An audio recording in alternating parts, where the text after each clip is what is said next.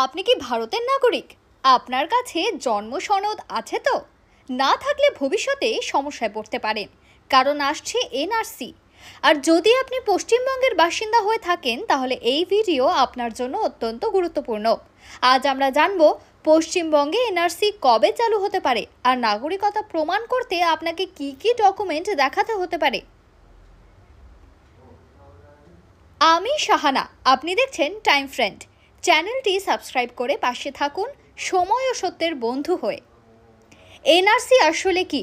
এনআরসির অর্থ national register of citizens, অর্থাৎ ভারতের জাতীয় নাগরিক নিবন্ধন। এর মূল লক্ষ্য কে ভারতীয় নাগরিক আর কে নয় তা চিহ্নিত করা। এনআরসি প্রথম চালু হয় আসামে 1951 সালের পর প্রথমবার 2013-2019 সালের মধ্যে। আসামে এনআরসির ফলে বহু মানুষ নাগরিক তালিকার বাইরে পড়ে যায় এবং তা নিয়ে তৈরি হয় গভীর বিতর্ক। এই প্রক্রিয়া এখন সারা দেশে চালুর কথা বলা হয়েছে এবং পশ্চিমবঙ্গ তার অন্যতম কেন্দ্রবিন্দু। পশ্চিমবঙ্গে এনআরসি কবে চালু হতে পারে? সরকারিভাবে এখনও পশ্চিমবঙ্গে এনআরসি চালুর দিন ঘোষণা করা হয়নি, তবে রাজনৈতিক স্তরে একাধিকবার বলা হয়েছে যে এনআরসি পশ্চিমবঙ্গেও কার্যকর হবে। বিশেষ করে সিএএ অর্থাৎ সিটিজেনশিপ অ্যামেন্ডমেন্ট অ্যাক্ট কার্যকর হওয়ার পর এনআরসি চালু করার প্রস্তুতি আরও দৃঢ় হয়েছে।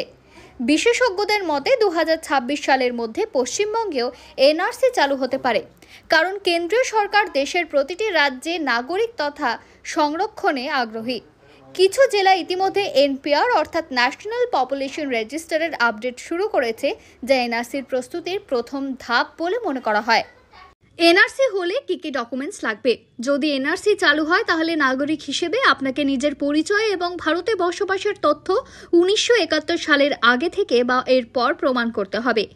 নিচে কিছু গুরুত্বপূর্ণ ডকুমেন্টের তালিকা দেওয়া হলো যেগুলো কাজে লাগতে পারে: জন্ম সনদ, school certificate, voter card, passport, Aadhaar card, ration card, জমির দলিল বা বসবাসের পুরানো নথি, বংশগত তথ্য যেমন বাবার বা দাদার ডকুমেন্ট, সরকারি চাকরির কাগজ, ব্যাংক স্টেটমেন্ট অথবা লাইসেন্স। মনে রাখবেন, আধার বা ভোটার কার্ড একমাত্র প্রমাণ নয়, সাপোর্টিং ডকুমেন্ট হিসেবে কাজ করে শুধুমাত্র। আরও গুরুত্বপূর্ণ কথা হলো, আপনি যদি পূর্বপুরুষের মাধ্যমে নাগরিকত্ব দাবি করেন তাহলে সেই সম্পর্কের প্রমাণ, জন্ম সনদ, উত্তরাধিকার দলিল ইত্যাদি দেখাতে হবে। যদি প্রমাণ না থাকে তাহলে কি হবে?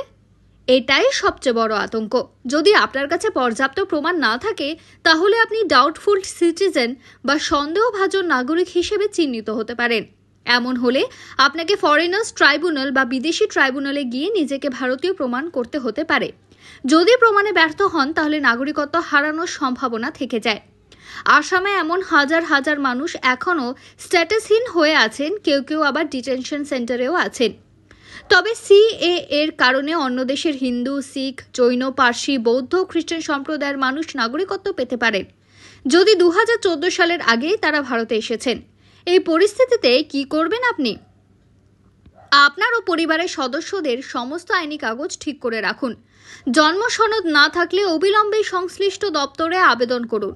পুরনো স্কুল সার্টিফিকেট, রেশন কার্ড, জমির দলিল সংরক্ষণ করুন। আপনি যদি ভাড়ায় থাকেন, বাড়িওয়ালার কাছ থেকে বাসস্থানের প্রমাণ সংগ্রহ করুন।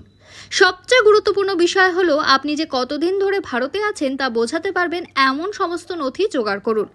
এনআরসি নিয়ে বিভ্রান্তি ও আতঙ্ক রয়েছে, কিন্তু সচেতন হলেই আপনি সুরক্ষিত থাকবেন।